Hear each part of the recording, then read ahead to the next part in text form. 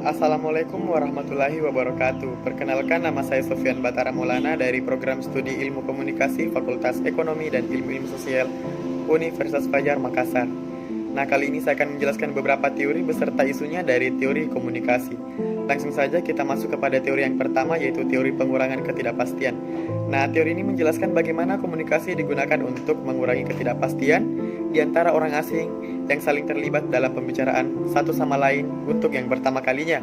Nah, adapun isu yang saya angkat dari teori ini adalah masyarakat awam yang bertanya kepada tim kesehatan terkait data virus corona di wilayah tersebut. Misalnya di Kabupaten Mamuju, kita telah banyak mengetahui informasi yang beredar terkait data virus corona. Namun kita tidak mengetahui data manakah yang dapat dipercaya. Maka dari itu, untuk mengurangi ketidakpastian ini, kita menanyakan hal ini terkait data virus corona kepada tim kesehatan agar ketidakpastian itu dapat diatasi dan kita dapat mengetahui informasi yang sebenarnya. Lanjut kepada teori yang kedua, yaitu teori penetrasi sosial.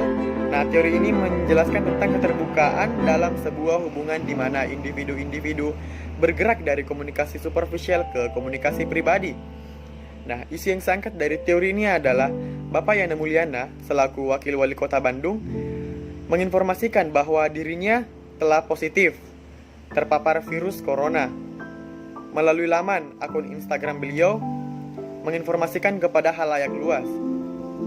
Dan hal ini bertujuan untuk memberitahukan kepada kita semua selaku masyarakat agar tetap berhati-hati dan selalu menjaga kesehatan. Walaupun sekarang beliau telah dinyatakan sembuh, namun tetap saja kita diimbau untuk selalu mengutamakan kesehatan dan kebersihan dan tetap mengikuti instruksi pemerintah, yaitu berada di rumah saja.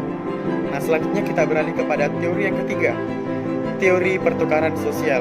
Nah, teori ini mengarah kepada pertukaran antara dua orang yang saling berbalas.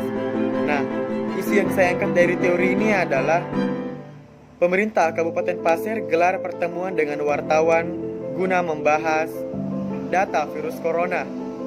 Nah, pertemuan ini tentu menghasilkan feedback atau umpan balik antara pemerintah dengan wartawan, di mana pemerintah memberikan informasi kepada wartawan atau memberikan edukasi kepada wartawan, dan wartawan pun yang telah menerima informasi dari pemerintah kembali menyalurkan informasi tersebut melalui beberapa media sehingga masyarakat luas mengetahui akan data-data virus corona di wilayah tersebut. Selanjutnya kita beralih kepada teori yang keempat, teori dialektika relasional. Nah, teori ini menyatakan bahwa hidup berhubungan dicirikan oleh ketegangan yang berkelanjutan antara impuls-impuls yang kontradiktif. Ciri lainnya berusaha untuk mendamaikan keinginan-keinginan yang saling bertolak belakang. Nah, isu yang saya angkat dari teori ini adalah Kepala Desa Wonosobo yang hibahkan lahannya untuk makam pasien positif corona yang telah meninggal. Nah, kita mengetahui bahwa sebelum Kepala Desa Wonosobo menghibahkan lahannya, pasti terjadi perundingan antara beberapa keluarga beliau, di mana tidak semua keluarga menyetujui penghibahan lahan tersebut. Namun karena tujuannya jelas dan tujuannya sangatlah bijak untuk membantu masyarakat luas, sehingga pada akhirnya semua pihak keluarga menyetujui penghibahan lahan tersebut. Apalagi apabila kita melihat dari sisi kemanusiaan, sangatlah membantu.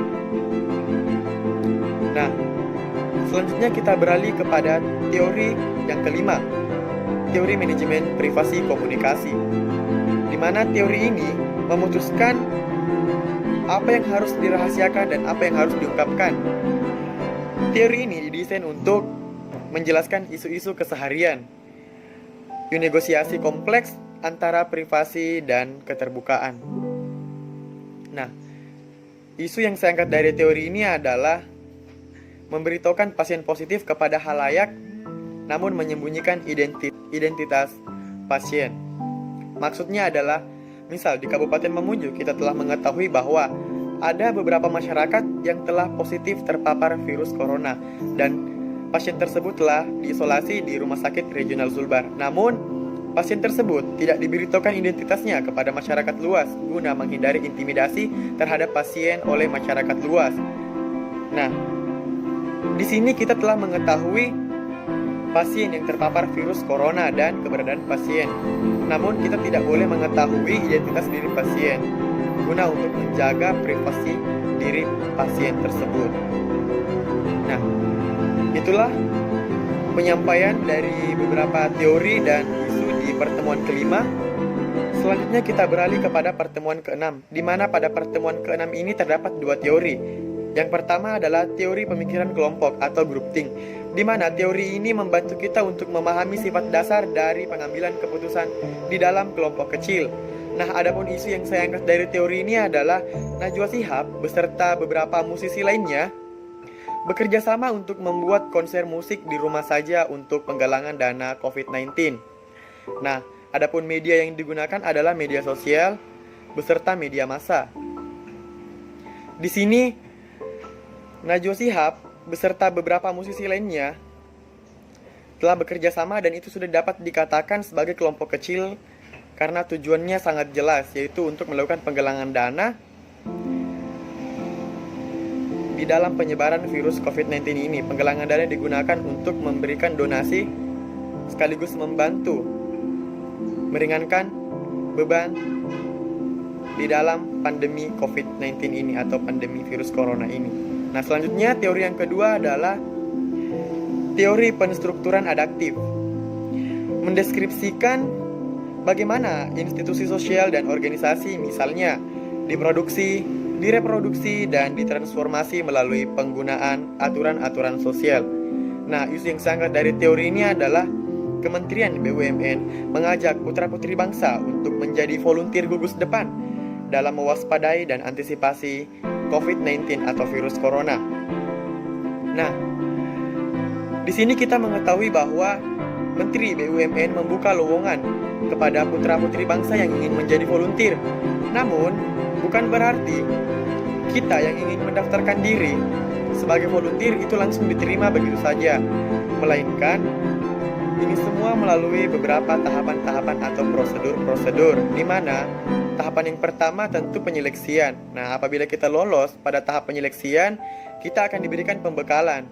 Dan ketika kita telah merasa pembekalan itu cukup, selanjutnya kita akan mengaplikasikan pembekalan itu di lapangan sebagai volunteer untuk membantu para tenaga medis dalam memberantas penyebaran virus COVID-19 atau virus corona ini. Nah, itulah penyampaian dari dua teori beserta isunya di pertemuan ke-6. Selanjutnya kita masuk kepada pertemuan ke-7, di mana pada pertemuan ke-7 terdapat dua teori. Nah, teori yang pertama adalah teori budaya organisasi. Teori ini menjelaskan tentang kehidupan organisasi yang dicirikan dengan banyak perubahan.